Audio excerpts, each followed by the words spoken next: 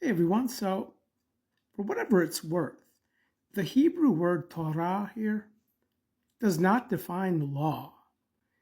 Okay, it's in the word family concerning aim giving. You see here it says law, but that's not correct. Torah is a direction or an instruction. It's from the verb yara here, where you see it's also defined to throw, cast, to shoot arrows, to point out, to show, to direct.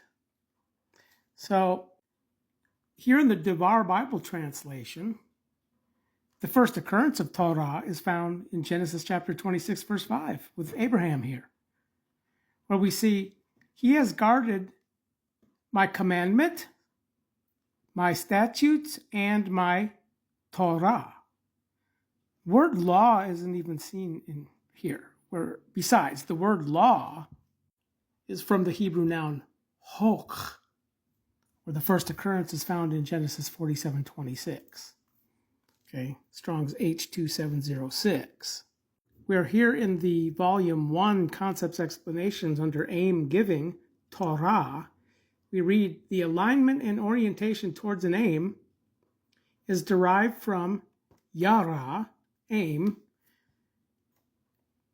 The causative form of this verb is translated to give aim. The word is also related to instruction, but not law or statute. So the word statute brings us right back to Genesis 26. So statutes is from hukah, where again, aim givings is Torah, not law. Neither of these words is law. Again, law is yet a different word. Here in Deuteronomy chapter 4, verse 8, we see law. Law is plural, Strong's 2706, and then Torah, H8451, which has to all be distinguished. These are different words which we cannot mix and mingle. So every time everybody speaks of Torah as the law, they are speaking error. It's aim giving. So Abraham here, hearkened to my voice and guarded, having my guard, my commandments, my statutes, and my aim givings, is not referring to the law covenant of Moses or Torah. So the point being is that when we're talking about Torah, we're not always talking about the law of Moses, okay, as seen clearly with the first occurrence, which then we have to decipher the context of all of the rest of the occurrences when we're reading the Word of God.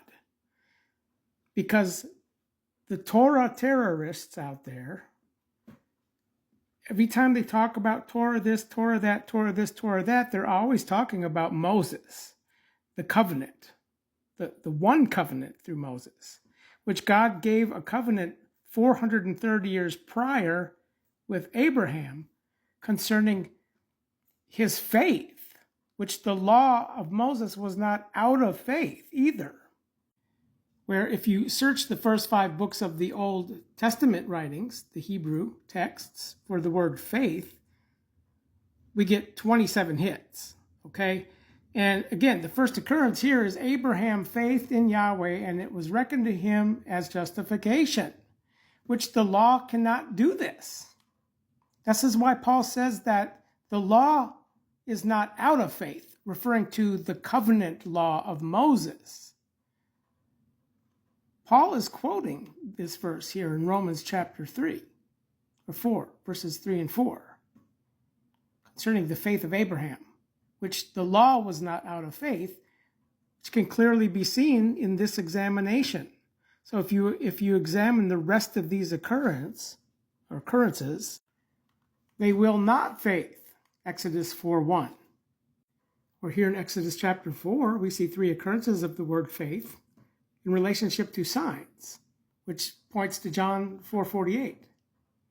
Jesus said to him, "If you do not perceive signs and wonders, you do not faith." Here again, the people faithed because of signs in the great hand of Yahweh, in fear. Their faith was in fear. Numbers 14:11, they do not faith in me. Numbers 20:12, you did not faith in me. Deuteronomy 1:32, you have not been faithing once in Yahweh your Elohim. Deuteronomy 9:23, you have not faith in him. Deuteronomy 28:66, you will not faith. No faith. Deuteronomy 32:20, they are sons in whom is not no faithfulness. Where Abraham faithed, and it was reckoned to him as justification, where then down here we see the covenant. Yahweh cut a covenant with Abraham, which this covenant here came prior, 430 years prior to Moses. Because Abraham hearkened to my voice and has guarded, having my guard, my commandment and statutes and my Torah, which is not the law of Moses, but the law of faithing, which was not out of Moses. So the righteous will live out by faithing, but the law is not out of faithing. Where what Paul says here in Galatians 3:12, the one having done them will live in them, is further clarified in Romans 10:5 and 6. For Moses writes, the human having done the righteousness that is out of law will live in it, which is this righteousness. Okay, in regards to righteousness of God, seeking to establish their own righteousness. We're not subordinated to the righteousness of God. So the same righteousness here is the righteousness back here, verse 31. It's called a law of righteousness. So they did not come prior into this law here, the righteousness out of God on account of faithing. We're back here again, the context of the living in it, which would be the law of righteousness. But the righteousness out of faithing says thus. So this will live in it. What Moses writes is not what we want to live by. We want to live by the law of faithing, which the faithing was not out of law, is a different context than the law here. So remember, law is not Torah. Torah is aim giving in relationship to the commandments and the statutes. So we have to start learning how to distinguish words, their definitions, because aim givings points to the Greek word entole, found in the singular and plural, translated inner aim or inner aims here, found 67 times, which then opens up a whole new study, context of study. So the point being here is that the word Torah does not define law or laws. It's aim giving.